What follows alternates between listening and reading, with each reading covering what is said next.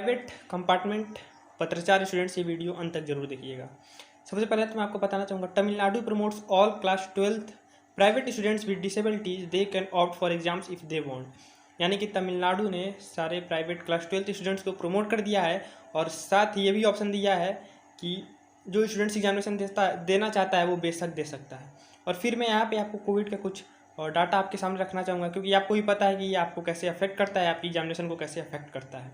India has reported 41,649 new cases, 593 deaths in the last 24 hours and also 37,291 recoveries।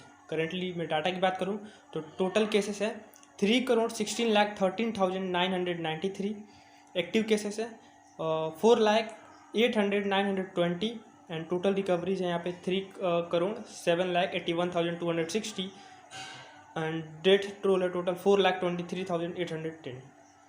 तो ये कुछ data हो गया। वहीं पे अब मैं बात करना चाहूँगा मोस्ट इम्पॉर्टेंट, और वो चीज़ क्या है, महाराष्ट्र के बारे में। शायद आपने भी ये चीज़ ज़रूर सुना होगा। ये है कि over 600 students test covid positive after reopening of school in Solapur, Maharashtra. This is alarming to say the least unimaginable, please step up and take a decision. कहने का मतलब ये है कि महाराष्ट्र ने सोचा कि अब कोविड केसेस कम हो गए हैं तो मुझे अभी जो स्कूल जो है रीओपन करना चाहिए। रीओपन करते ही तुरंत धड़ाक से 600 केसेस मिले उन लोगों को। कहने का मतलब ये है कि हमारे भारत में केसेस तभी बढ़ते हैं जब हमें ऐसा लगता है कि केसेस कम हो रहे हैं।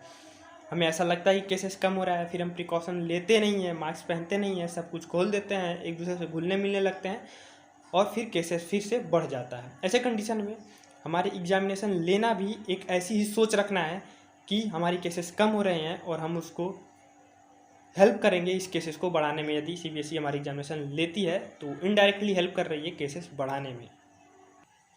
अब कईयों को लगता है कि ये जो केसेस बढ़ रहे हैं वो हमारे स्टेट यानी कि यूपी में तो बढ़ नहीं रहे हैं, महाराष्ट्र में बढ़ रहे हैं, केरला में बढ़ रहे हैं, तमिलनाडु में बढ़ रहे हैं। यहाँ तक कि तमिलनाडु ने तो लॉकडाउन लगा रखा है 6 या 10 अगस्त तक, और उन लोगों को लग रहा है यूपी में बढ़ नहीं रहा है। तो मैं आपको बताना चाहूँगा, आप हिस्ट्री चेक कर लीजिए, जब भी केसेस बढ़े हैं सबसे पहले वहीं बढ़े हैं और उसके बाद से हमारे यूपी में आए हैं, यदि हमने यूपी वाले ने प्रिकॉशन नहीं बरकराया तो। इसका कहने का मतलब ये है कि यदि उस स्टेट में बढ़ रहा है तो धीरे धीरे इस स्टेट में ही बढ़ना शुरू होगा। तो ऐसी कंडीशन में एग्जामिनेशन लेने पॉसिबल नहीं है, और यदि सीबीएसई लेना चाहती है तो ये उसकी जिद है और ऐसे हम लोग कुछ नहीं कर सकते हैं। फिर मैं आप सब लोगों को बोलूँगा कि ये कोई होप नहीं है कि आपकी एग्जामिनेशन कैंसिल हो जाएंगे। कोविड केसेस बढ़ रहे हैं तो आपकी एग्जामिनेशन कैंसिल हो जाएंगे। सीबीएसई का जिद आप लोग बहुत पहले से ही देख रहे हैं।